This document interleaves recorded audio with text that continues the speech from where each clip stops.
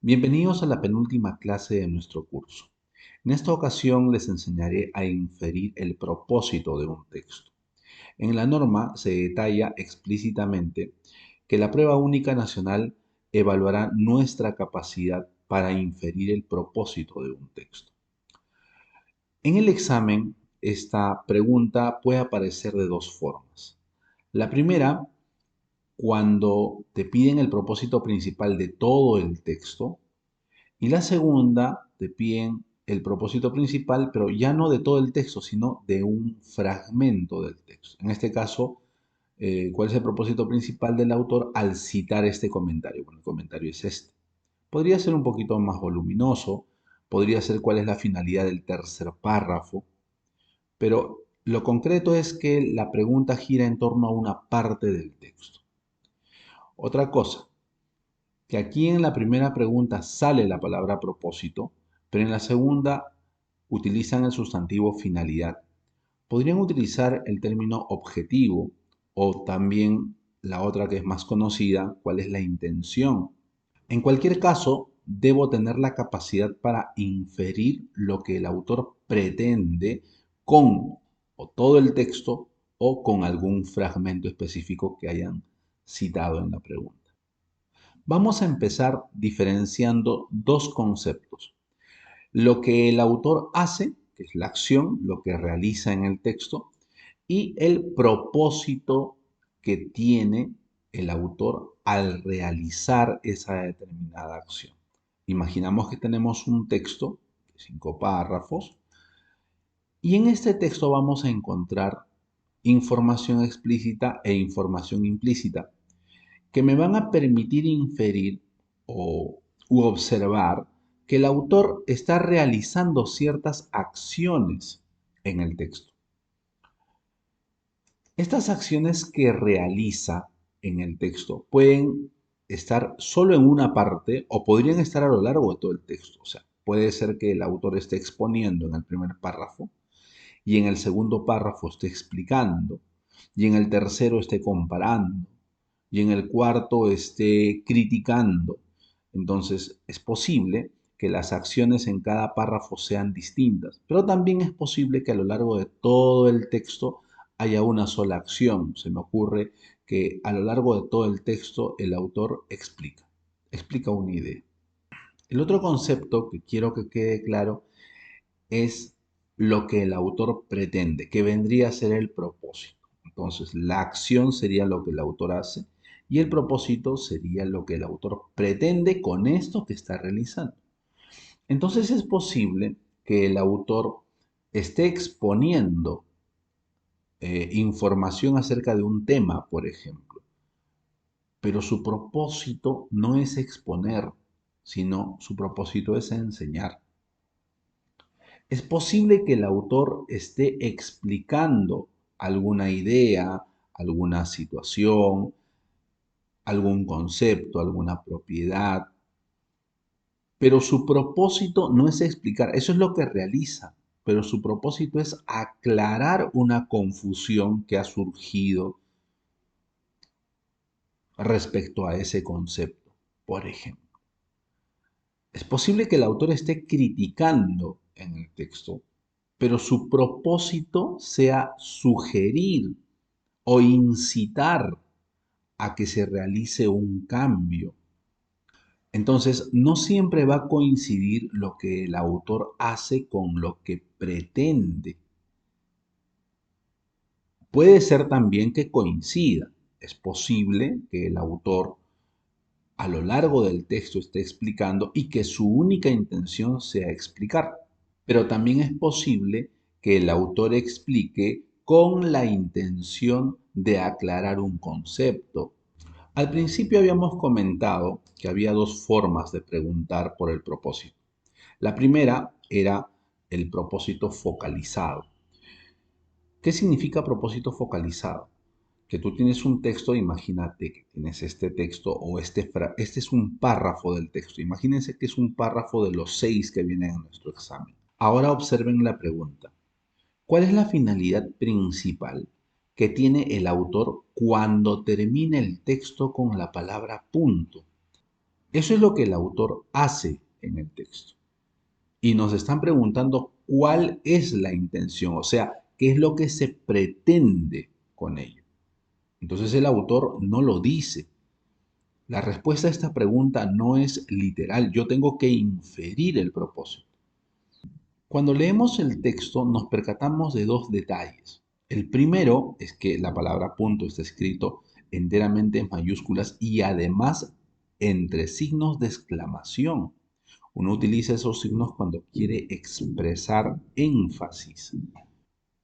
Entonces el autor quiere enfatizar que la ivermectina no se debe utilizar para ninguna otra enfermedad, para ningún otro tratamiento. Entonces, una respuesta válida a esta pregunta podría ser negar que la ivermectina pueda tener otros usos aparte de los expresados en el texto. Como podrán notar, esta es una inferencia. Nosotros estamos infiriendo que el autor pretende negar que la ivermectina pueda tener otros usos aparte de los expresados en el texto. Yo quisiera que observen cómo es que empieza la respuesta a esta pregunta. Empieza con un infinitivo, negar. Esta, esta palabra es muy importante a la hora de la respuesta, porque de alguna manera recoge la síntesis de lo que el autor pretende. ¿Qué cosa quiere? Aclarar. ¿Qué cosa quiere? Negar. ¿Qué cosa quiere? Criticar. Podríamos responder con una palabra. Claro, hay que completar, hay que precisar, pero la palabra por sí misma ya aporta buen porcentaje de la respuesta a la pregunta que se está planteando. Evaluemos ahora la segunda forma como se pregunta el propósito de un texto, que de hecho es la forma predominante, es la forma más típica. Aquí quiero que detengan el video por un minuto, lean el texto y traten de responder a la pregunta de cuál es el propósito central del texto. Recuerden empezar con un infinitivo. Ahora que ya lo intentaste y que usaste tus recursos para responder a la pregunta, te voy a compartir una técnica para responder acertadamente esta pregunta. Primero, necesitas el tema central del texto. También vas a necesitar de un infinitivo integrador. Recuerda que el infinitivo es la palabra que inicia la respuesta. Es una palabra que termina en ar, er, ir y que se puede conjugar. A partir de esos dos elementos, del tema central y del infinitivo integrador, vas a poder lograr el propósito principal del texto. Ahora, cuando digo tema central, no me refiero a la COVID-19, ese es el eje temático. En este texto se está hablando de la protección contra la COVID-19. Para el segundo elemento de nuestra respuesta es necesario comprender que el infinitivo es integrador porque debe englobar a todo el texto. Debe representar lo que el autor está haciendo o lo que el autor pretende, pero en todo el texto, con una sola palabra, con un infinitivo. Entonces, una posibilidad es esta, porque en el texto el autor está refutando esta idea de que bañarse con agua caliente en lugar de fría proporciona alguna protección. No estaría mal, porque sí integra, pero integra solo a la primera parte del texto.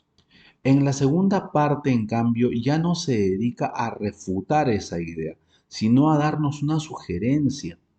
Entonces yo creo que si estoy buscando el infinitivo integrador, refutar no podría ser un infinitivo integrador porque solamente recoge a la mitad del texto. Sugerir tampoco porque tiene el mismo defecto. Está claro que este infinitivo puede surgir de lo que el autor hace en el texto, en la primera parte refuta, en la segunda sugiere, o de lo que el autor pretende. ¿Qué pretende con esta refutación? ¿Qué pretende con esta sugerencia? Entonces aparece este tercero, informar. Informarnos que el agua caliente no proporciona ninguna protección e informarnos cuál es la mejor forma de protegernos contra esa enfermedad. Entonces, con la palabra informar sí estoy integrando a todo el texto. Por eso es que lo prefiero en lugar de sugerir o refutar. Ahora que tengo mis dos insumos, ya puedo formular la respuesta a esta pregunta. La pregunta era cuál era el propósito principal del texto y, por ejemplo, esta podría ser una buena respuesta. Informar acerca de cómo debemos protegernos de la COVID-19. En conclusión, habrán podido notar que hay un trabajo previo antes de responder la pregunta, que necesito tener el tema central del texto para responder a cuál es la intención principal, cuál es el propósito principal, la finalidad principal, el objetivo principal. Son diferentes maneras de preguntarte por lo mismo. De ahí la buena recomendación de siempre leer los textos con la finalidad de saber cuál es el tema central. Porque o bien te lo preguntan directamente o bien te sirve para responder otras preguntas. Ahora las clásicas recomendaciones. Durante la lectura, cuando estoy leyendo el texto, debo ir registrando mentalmente lo que el autor hace. Hacia el final del texto podría ir atreviéndome a hacer hipótesis respecto a la intención del autor. Entonces, al inicio, lo que hace. Hacia el final ya te puedes ir preguntando por cuál es la intención del autor. Cuando estamos respondiendo las preguntas, es posible que las tres alternativas comiencen con un infinitivo, en cuyo caso sería bueno que evalúes solo el infinitivo, sobre todo si la alternativa tiene un texto largo. No leas toda la alternativa, solamente lee el infinitivo. Es posible que leyendo tan solo el infinitivo puedas ya descartar alguna alternativa. ¿Ya? Pero si te quedan dos opciones o te queda solo una, comprueba si el resto de la alternativa, o sea, el resto del texto fuera del infinitivo, corresponde o no con el tema central del texto si la pregunta es por el propósito principal. Y aunque en este caso no lo he puesto, insisto, como en las preguntas anteriores, trata de responder la pregunta antes de mirar alternativas. De esa manera evitas caer a manos de los distractores. Ahora veamos un caso práctico. Vamos a detener el video por un par de minutos. Van a leer este párrafo y traten de responder a estas dos preguntas. En este texto hay dos partes. La primera en la que se desarrolla la educación clásica del pasado que era homogénea, igualitaria, y la segunda en la que me comentan, y la segunda en la que me presentan un concepto, el concepto de metodología inclusiva, de inclusión educativa. Esta inclusión educativa ha surgido gracias a las deficiencias de la anterior forma de educar. Y me dice que la inclusión educativa es todo lo opuesto a la uniformidad de la enseñanza. En la primera pregunta nos piden la intención principal del texto, o sea, una alternativa que englobe a todo el texto. Acerca de cómo fue la educación durante mucho tiempo. Ya, error porque acá solamente están tomando la primera parte del texto. Solo en la primera parte, en la primera mitad, nos dicen cómo era la educación durante mucho tiempo. En la segunda, en la B, mostrar las consecuencias de la uniformidad de la enseñanza. Bueno, no me muestra todas las consecuencias, solamente me está mostrando una consecuencia. ¿Cuál? La de la inclusión educativa, que surgió gracias a esta enseñanza clásica. En todo caso, no fue una consecuencia de la uniformidad, fue una consecuencia de cómo era la educación durante mucho tiempo. Entonces, esta, por ser imprecisa, no sería la respuesta. Esta, por ser solo una parte del texto, tampoco sería la respuesta. Y si miro la alternativa A, efectivamente, en la segunda mitad del texto se define de manera general el concepto de inclusión educativa. Me dicen qué es la inclusión educativa. Y toda la parte anterior a esa definición podría contar como la presentación de tal concepto. Claro, con la intención de presentar el concepto, el autor nos hace un recuento de cómo era la educación antes de este concepto. En la segunda pregunta me piden inferir el propósito principal de esta afirmación que está entrecomillada. Mismos contenidos, mismo tiempo de aprendizaje, misma manera de presentar los conceptos, eh, todo lo mismo. Todo lo mismo. ¿Cuál será la intención de, cuál será la intención de esta afirmación dentro del texto? Bueno, como vemos, esto pertenece a la primera parte del texto. Y en la primera parte del texto, el autor lo que está haciendo es preparar el camino para luego presentar el concepto de inclusión educativa. Entonces, será criticar la metodología educativa del pasado. Es que la intención no es criticar, sino mostrar en qué contexto es que surge la inclusión educativa. Entonces, no menciona cómo fue la educación del pasado con la finalidad de decir que qué mal la educación del pasado, sino mencionarnos el contexto en el cual surge este nuevo concepto de inclusión educativa. Luego, enfatizar la uniformidad como una manera válida de enseñar. Bueno, aquí está el error, ¿no? Nos dice que es una forma válida de enseñar. A partir del concepto de inclusión entendemos que esa no era una forma correcta de enseñar. Por lo tanto, no podemos decir que sea una manera válida. Finalmente, mostrar los antecedentes de la inclusión educativa. Efectivamente, con estos conceptos, con todo lo que se ha dicho respecto a la educación clásica y uniforme, lo que se busca es informar acerca del contexto en torno al cual surge este concepto de la inclusión educativa.